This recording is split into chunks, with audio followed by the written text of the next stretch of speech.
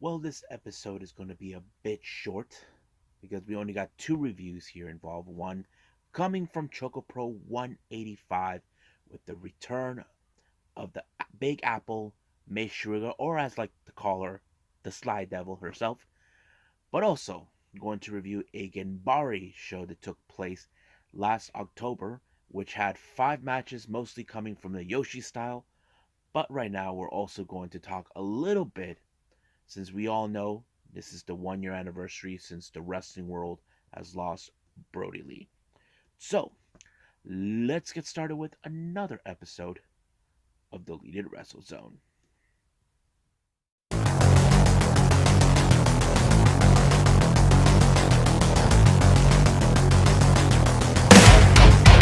Are you ready? Get up, get up! Get up, get up! Get up, get up! Get up, get up! Get up, get up! Get up, get up!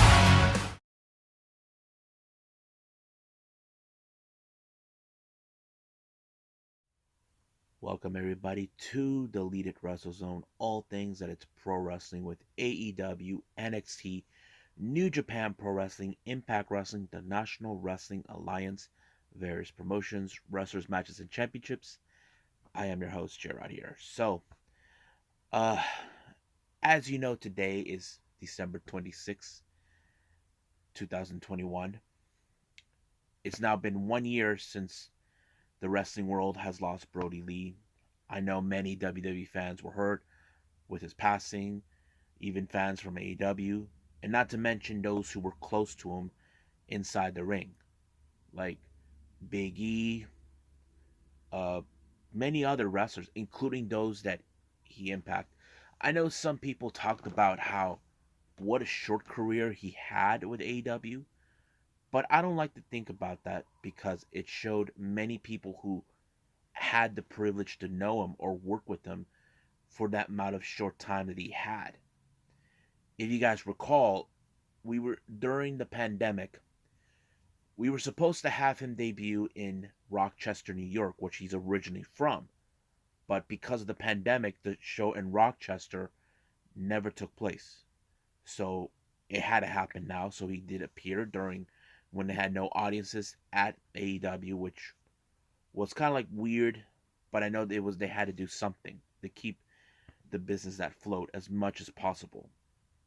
But of course, he did make a bigger impact. Not to mention the people he recruited to be part of the Dark Order, such as you know Anna Jay, Cole Cabana, and those who had the honor to work with him, like Silver and Reynolds, and those who knew him, like Uno and Stu.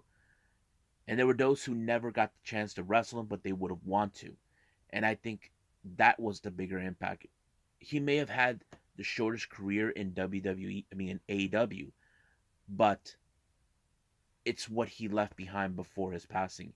And I know a lot of people who knew him in WWE were saddened by his passing too. Um, it's kind of sad, and I know many people are saying he is one of the greatest TNT champions of all time.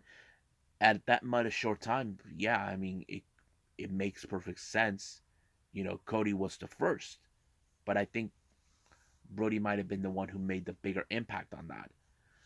Because I know there were those that say that he never got the exact push. I know there was a lot of talk about what Vince wanted him to do when he was in WWE. It made kind of like this whole story. But what I do like about Brody is what kind of a really interesting person he was outside the ring. When he's not, he was a loving father, a loving husband, and a good, gentle, kind person to those around him, to his friends who work with him in the wrestling ring. you know, they are the ones who, they tell the stories about him. What a great man. And I know they were saddened by his passing. But I'll never forget how, to me, the stories that I did enjoy is when he was getting himself involved with being the elites uh, things with where he and the Dark Order were doing some funny jokes. I never seen that. I mean, I remember when anybody tried to laugh, Brody Lee was like saying, Why are you crying, huh? Why are you crying, boy? Huh? That's his way of saying that he doesn't want him to laugh. But it kind of makes sense. I mean, he was down for anything, and I think that's what makes him a great person. But I believe we will never forget his legacy, what he have left behind. Not as a great performer, but as a great human being outside the ring, which matters the most. People can talk about him, those who met him. You know, I say I never met him, but I would love to get to know him. I probably would have want him to do a little yelling at me so I can see see if I can laugh. But it kind of reminds me a bit that scene in Starship Troopers where the drill sergeant was not happy with the cadet laughing and he made him run. That kind of reminds me a little bit of that. But I would like to get to know him, maybe take a photo with him. But sadly, it will never happen. But Brodie will be missed, but never forgotten. And I know we will never forget him. So thanks, Brodie, for all the you have accomplished. But we will never forget what you have done for the wrestling world.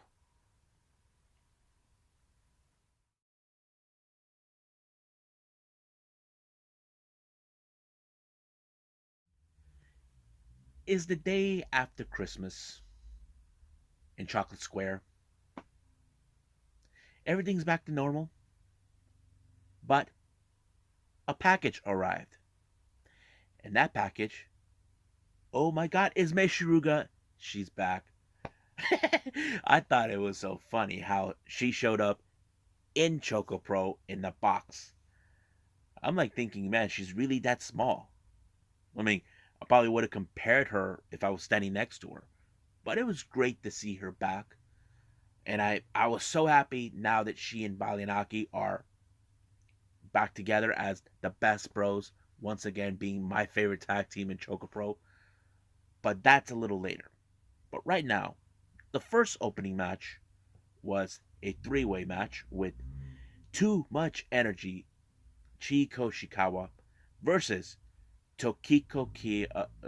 Kirahara versus Trans Am Hiroshi. Now, this match was a bit more funnier than I'd ever imagined. Trans, I seen him. He dressed like some sort of like a holy man at one time, but this time he dressed up as a karate student. He was doing the and all this other stuff. I thought it was funny, and there was that one moment where he was meditating. Chi and Tokiko didn't know what to think of it. They were like, "Huh?" They tried to get him to lose concentration, but you know the old saying: "Can't beat him, join him." So both she and Tokiko got into meditation, and somehow it was all employed by Trans. He got away with it. Not to mention singing Christmas music, all of that stuff. I thought it was hilarious. And of course, I just couldn't imagine him winning it in that fashion. And I think he pinned Tokiko while Chi was knocked out cold or something, put her to sleep. So I thought it was a funny match. I think I enjoyed it. It was so much fun. So Trans Am Hiroshi won this match. Now let's get to the match that we all been waiting for. We got team number one, Yuna Mizumori, teaming with Masahiro Takanashi, versus the Best Bros, Mei Suruga and Balinaki. This was a non-title match, but I think this is one of those moments I think they put themselves to the test. The reason I say that is because Mei Suruga was gone for almost 2 months in the U.S. while Balinaki was holding down the fort on his own. And I think the many question is, does the Best Bros still be the same Best Bros that we all enjoy watching on ChocoPro? And I think the answer to that question, yes, they haven't missed a step. May still being that same little devil little girl where she does refuses to tag Balianaki, where she continues after she started the match. Even Balian told her, "It's my turn." But nope, Mei Suruga had to be stubborn, as always. But when it comes to Balian, he saves the day by putting energy that he self-contained in order to win the match, and the synchronization between both Aki and Mei has never changed. I thought it was a pretty good match, but it did allow for both of them to synchronize a pinfall right at Yuna Mizumori to win the match. But however, I don't know what they were thinking in the post match. It appears they want a piece of CDK. If you guys don't know who they are, that's Masahiro Takanashi and Chris Brooks. And they're willing to put their tag titles on the line. So the real question is, was this a smart plan? But in story wise, I think we could see something to come out of it. Keep in mind, Balinaki does have an opportunity to challenge for the Super Asia Interim Championship, and that is something that I know for a fact he has his sights on. So if he loses the match to CDK for with these tag titles and he proceed, what does that mean for May? Well, that's a good question, but we cannot worry about that now. But I think we should worry what's going to happen, what happened in Junkin. So, uh, Mei Suruga had to buy because she's the special girl. But Balanaki lost the first round to Yuna Mizumori, but Yuna lost completely to Kokiko. And Balan's like, how dare you? You beat me at the first round and you lost in the second. I thought it was funny. And of course, Trans lost. So did she. She lost with Tokiko in this match. But I think the one person that made it to the final, it's once again CDK, is Masahiro Takanashi. Now, this particular match took earlier in the day. In this particular event, took earlier in the day. The reason that happened is because Masa Masahiro Takanashi was headed to the venue where he will be facing for the Universal Championship in DDT against Daisuke Sasaki, who recently attacked him, evading his territory. But that's another review for another time, and I can't wait to see that one because most of the wrestlers who showed up in ChocoPro were by his side, including Balianaki. So that is something I definitely will review, but I got to catch up with all of the DDT events that they had. But for now, I believe it's time for the other DDT sister company, Ganbare Pro.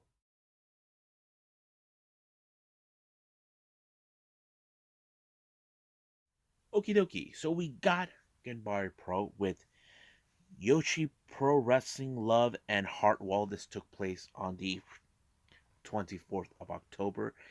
It was a pretty good show. Mostly there's been how many matches? Five. About maybe three of them were in mostly the Yoshi wrestlers. One mostly all males, and the other one is intergender match, which was pretty okay, I think. But let's go from the beginning. The first match, we have a pair of women who show up mostly in Choco Pro. We got Sayaka versus Yuna Mizumori. As you know, Mizumori has a much better experience than Sayaka. Sayaka's part of the fourth generation girls who were trained under Emi Sakura. Um, like I said in previous time, in this one, Sayaka has improved a little bit, but this one wasn't one of those moments yet.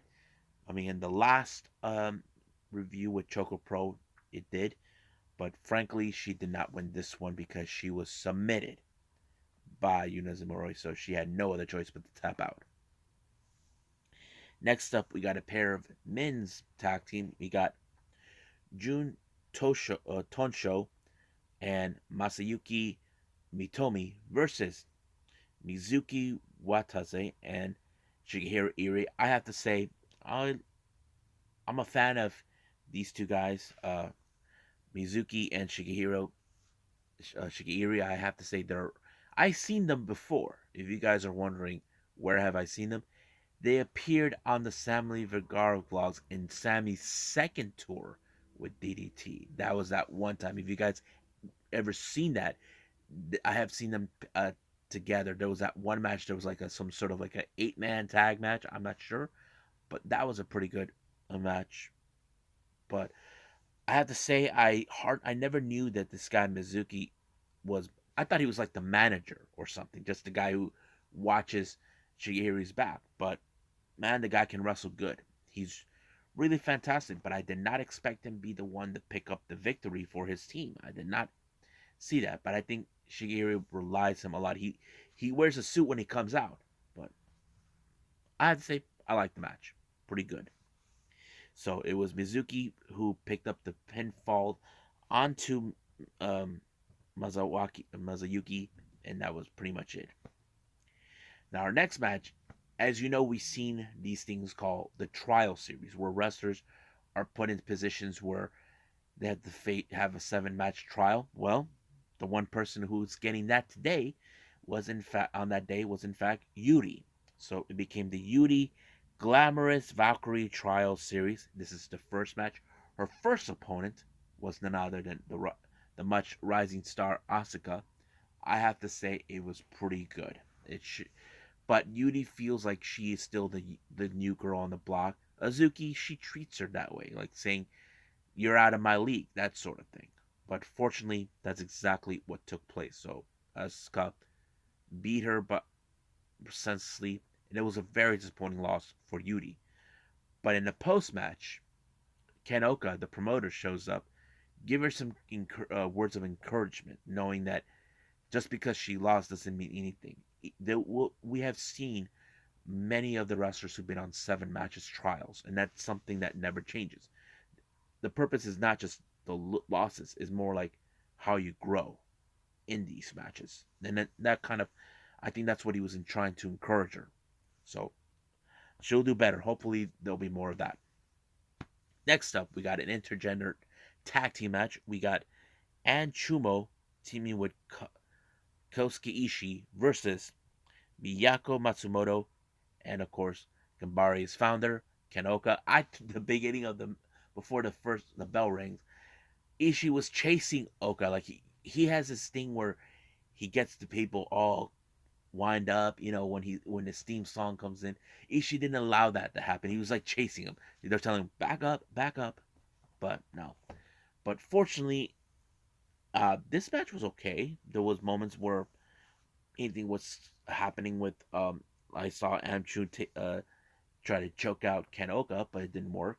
But it was Ishii who picked up the victory on Echo when he actually put him out for good when he pinned him 1, 2, 3, and that was it. So it was a not a not a big deal of match, but it was okay. Now this next match, the main event, is a very unique kind of well, it's an elimination match, but they're calling it Secret Captains Fall 6 6 person tag team elimination match. We have on one corner Moeka, Haurihi, Cherry, and Yunamazane, who's the captain, taking on Arukaze, who is the captain of team number 2, Makoto and Yu Yamagata. Now, it appears that Arukaze and Yunamanaze don't get along very well at all. They kind of like they hate each other, that sort of thing. And the first person that got eliminated was Cherry through the top rope, all thanks to Arukaze. Then Makoto was the one who got eliminated by Yuna by going over the top rope.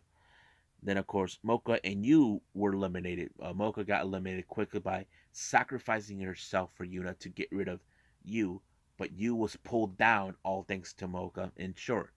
But this led to the both captains, Yuna and Arukaze. But I have to say Arukaze is like the she seems like the weakest link in the match. But however, she does have a judo background from my understanding. It did not work, but however, she had like that fiery heart of hers that showed her I'm not gonna give up no matter how big you are to me. But somehow she was able to pick up a roll up on Yuna and pin her 1, 2, 3, which was a very surprising win by her, and I don't think she expected it, and I don't think Yuna did, but it did allow for her team to pick up a really good victory. And I have to say, it was a pretty good show. I enjoyed it. So I think that's pretty much it. I think we're going to call it right now. Well, I hope you guys enjoyed me reviewing these the shows, and of course talk a little bit about Brodie, since we all know it's been 1 year since his pass. I love doing all this for all of you guys. Reviewing wrestling matches, and of course do a little talking about certain wrestlers that we may want to know about or sad to talk about, but whatever the scenario is. Coming up, we got more Japanese wrestling to review from past events. We got one from, of course, coming from the Cyber Fight brand, from DDT, Tokyo Yoshi Pro, and Pro Wrestling Noah. They're all part of the Cyber Fight brand. I did not think this through when I was planning it, and I'm like, it happened. But if I'm unable to do all of them, I apologize. But I'll do the best I can, you know. So I believe I'll see you guys on the next DWZ time. Same DWZ channel. I must bid all of you adieu. So goodbye. And have a nice day. Bang.